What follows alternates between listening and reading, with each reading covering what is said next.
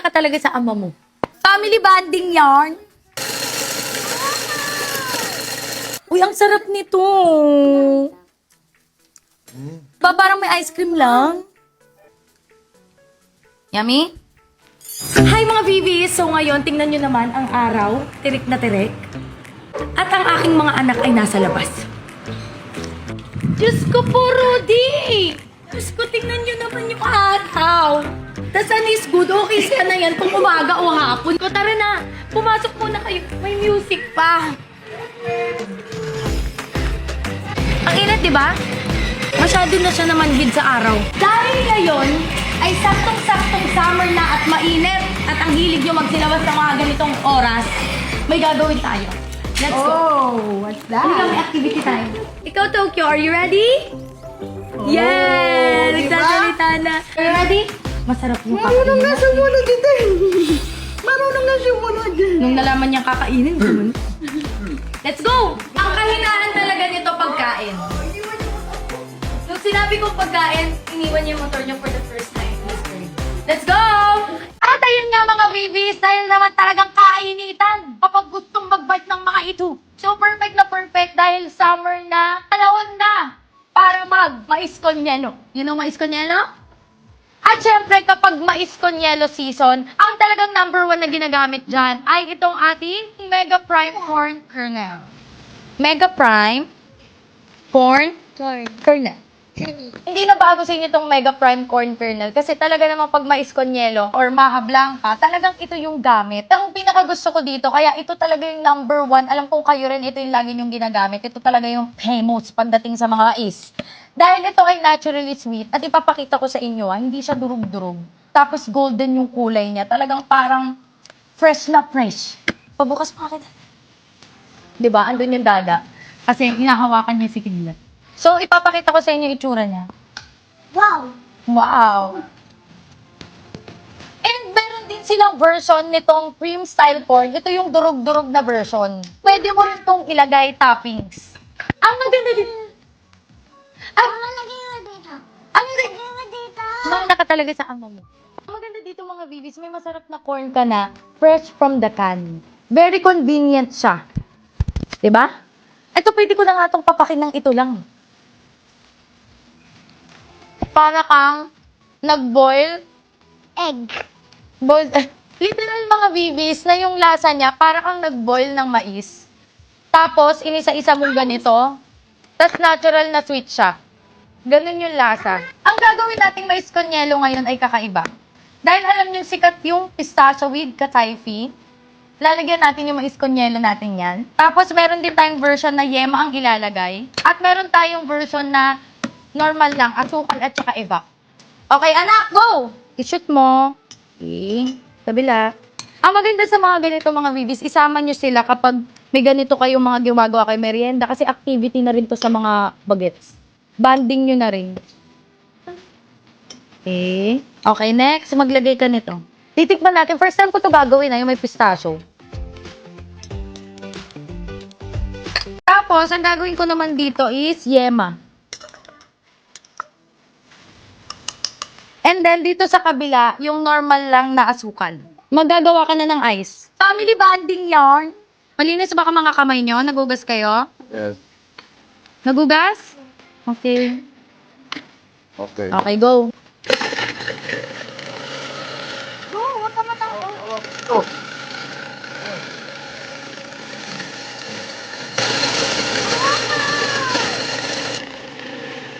Very good. Ah, Put in more yellow. so, maglalagay na ako dito sa ating pistachio ng yelo. Tapos, lalagay ako uli na maliit. Tapos, maglalagay uli ako ng pistachio. Maglalagay pa ako mais ng prime mega corn kernel. Tapos, maglalagay ako ng iba. Teka lang. Tapos, yelo. Tadaan! Wait lang. Maglalagay tayo nitong, itong Mega Prime Cream style. Ito yung mas durog. Ay, very good yung mga assistant ko! Ang galing!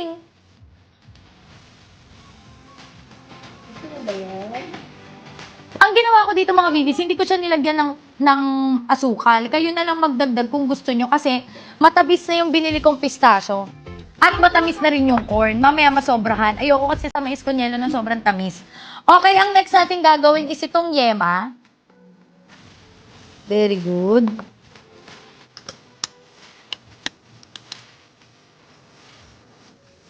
Oops. Tapos, lalagay tayo uli ice. Anak, lagay ice. Wow, very good.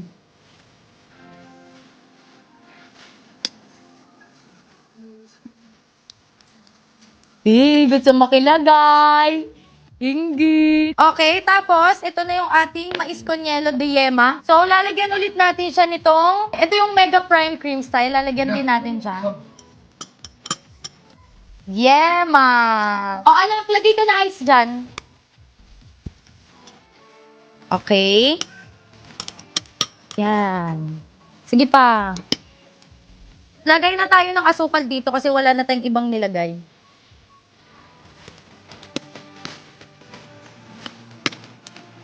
So, ngayon, ang gagawin na natin, ilalagay pa natin tong corn.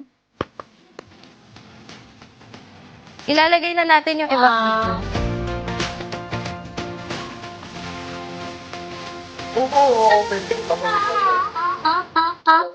So, meron tayong tatlong uri dito ng mais con yelo. Merong yema, merong pistachio with katayfi. Dahil sikat ngayon, tinry ko siya. Tapos, ito yung normal na mais con yelo. Siyempre, ang gamit natin is ang ating Mega Prime Corn Kernel. Titikman na natin! Ikaw da, anong gusto mong i-taste? Ito yung normal. Sa akin, itong pistachio. Sa'yo, kuya. Okay, so titikman ko na yung mais con yelo ko na may pistachio.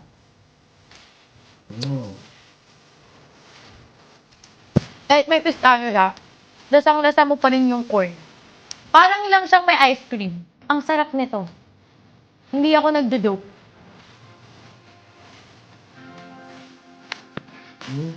Di ba parang may ice cream lang? O, taste mo yung corn.